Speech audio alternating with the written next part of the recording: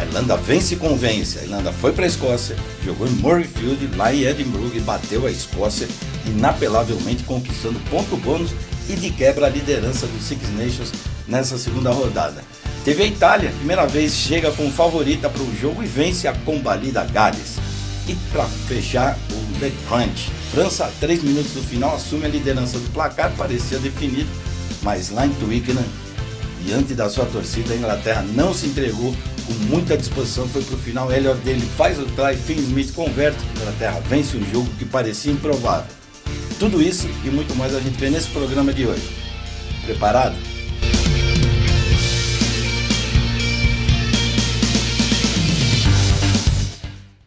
Vamos nessa? Muito legal ter você aqui comigo. Antes de mais nada, assina o canal, aciona o sino, assim sempre que tivermos novos vídeos você será comunicado, tá bom? Põe tua opinião, põe teu ponto de vista, quem você achou que foi o melhor jogo da rodada, o melhor jogador da rodada, enfim, tudo aquilo que acontece nesse mundo maravilhoso do rugby de Six Nations, né? Bom, vamos começar então agora de fato o nosso programa falando nos jogos na ordem sequencial do que eles foram feitos, ok? Começando pela vitória da Itália sobre o país de Gales, num jogo lá no Olímpico em Roma, em que, repito, pela primeira vez na história dos Six Nations, a Itália entrou em 2000 no Six Nations, lembra? Então são 25 anos. Eu não me recordo de outro jogo que a Itália tenha entrado como favorita em casa. E ratificou esse favoritismo vencendo o país de Gales. Aí está o placar. Bem verdade que passou um susto no final, teve cartão amarelo e poderia Gales ainda reagir, porque a única coisa que a gente não pode dizer de Gales é que não há doação, entrega e disposição, né?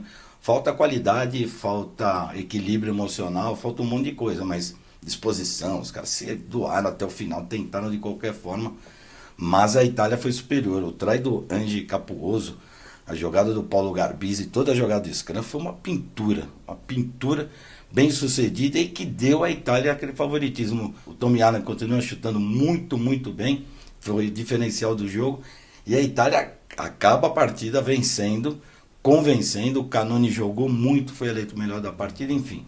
Foi um jogo de muita festa para a Itália, num dia que, repito, pode ser um turning point para a Itália, ou seja, ela chega como favorita e mentalmente conseguiu executar, o que nunca é fácil.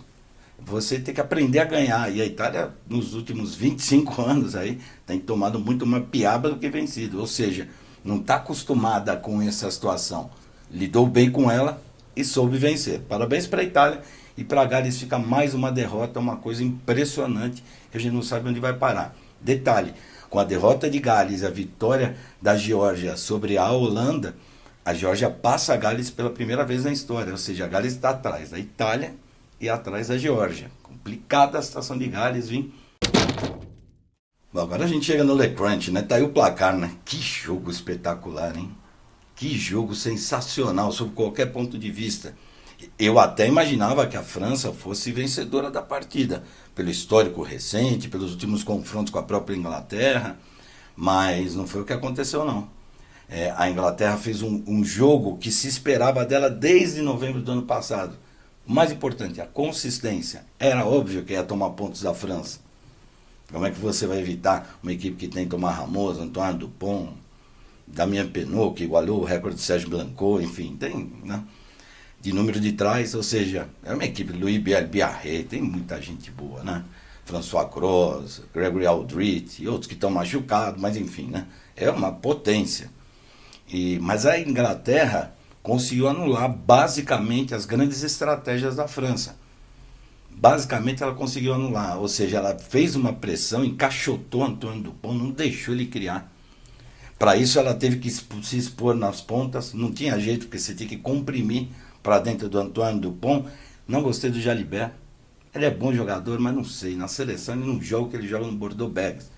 Pode ser cisma minha, pode ser que de fato ele tem poucas oportunidades, ou tem tido poucas oportunidades, ele não tem o mesmo entrosamento com os outros atletas, enfim, jogador muito bom ele é, mas na seleção ele não vai tão bem, né?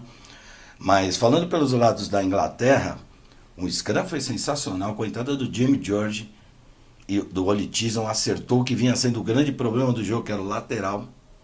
Estava muito bem marcado pelo Paul Baudouin e companhia lá da França, o lateral inglês que não funcionava. com o Luke Van Dijk. Quando entrou Jamie George, equilibrou isso e aí começou a criar jogadas a partir do lateral. E quando você tem um lateral bom, você expõe jogadores para o ataque, como por exemplo o Lawrence, que fez o primeiro try, aliás, ele deu um handoff no Thomas Ramos, Thomas Ramos saiu voando, né?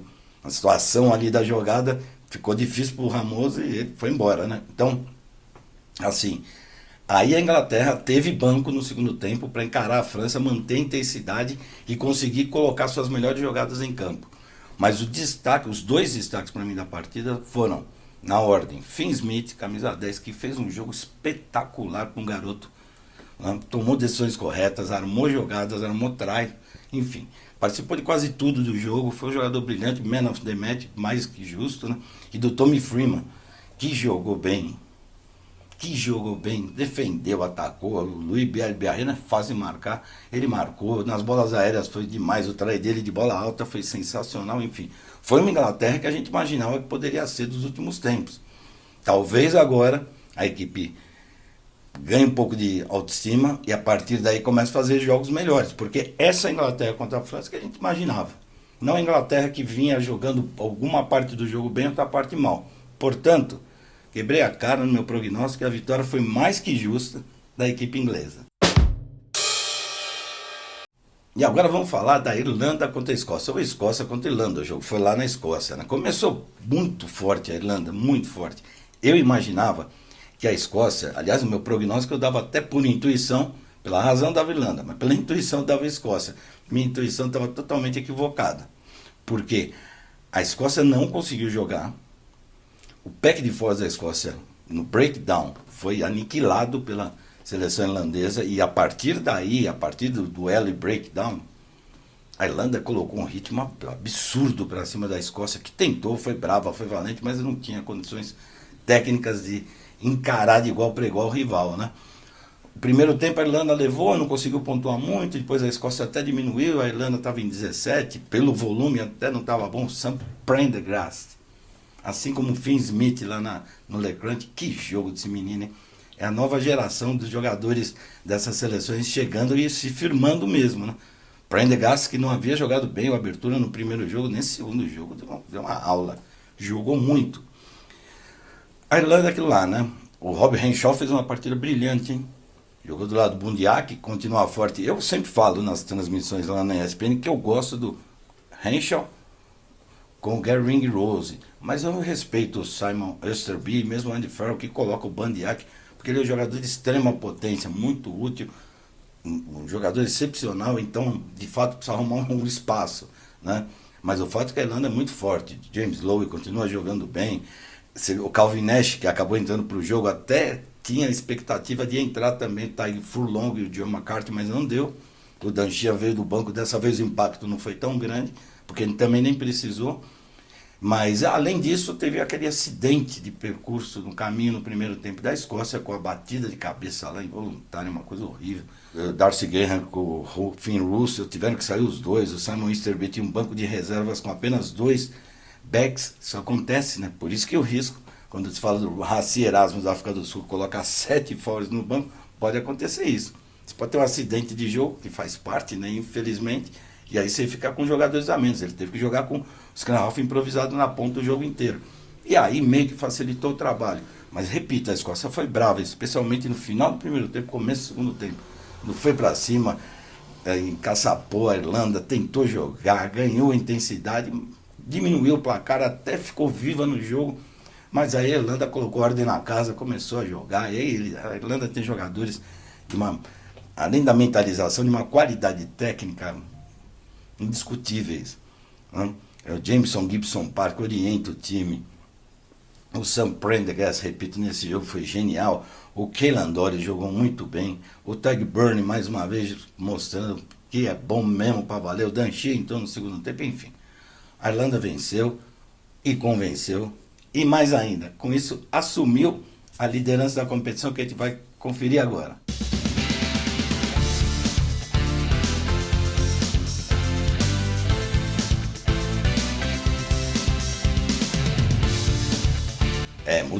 Mudou todo da primeira rodada para a segunda rodada, o que é normal, né? Numa competição desse nível. O que ficou agora pra frente é o seguinte, tem uma briga aí, até a Itália até tá na briga, mas assim, né? É outra pegada da Itália e País de Gales. Da Escócia, Inglaterra, França, Irlanda, tá todo mundo na briga, viu? A Irlanda, por exemplo, tem que enfrentar a França.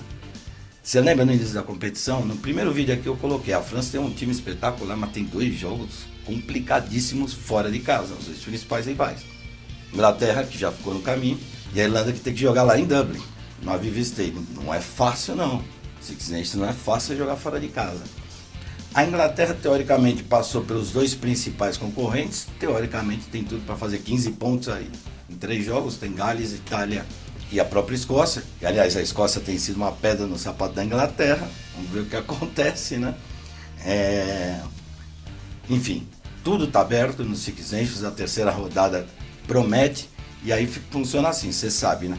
O Six Nations são 2 rodadas, descansa uma semana, terceira rodada, descansa uma semana, e a quarta e quinta rodadas na sequência, isso é em março, ou seja, estamos chegando do meio para frente do torneio na outra semana. Vamos ver o que acontece. Essa terceira rodada pode já indicar um caminho de quem de fato vai brigar pelo título ou não. Tá bom? Gostou? Coloca a tua opinião. Qual o jogo que você gostou mais? Assina o canal, né? E também aciona o sino, viu? O pessoal às vezes esquece, mas o sino é bom porque você assim recebe, quando tiver vídeo novo, ou shorts ou tudo mais, você recebe e pode comentar e compartilhar com a gente, tá bom? Acho que é isso, pessoal. Six Nations, repito, para essa semana, esse próximo final de semana, e no outro retoma com mais atração e mais intensidade, e o mundo do rugby para quando Six Nations está em campo, tá bom? Valeu, até a próxima.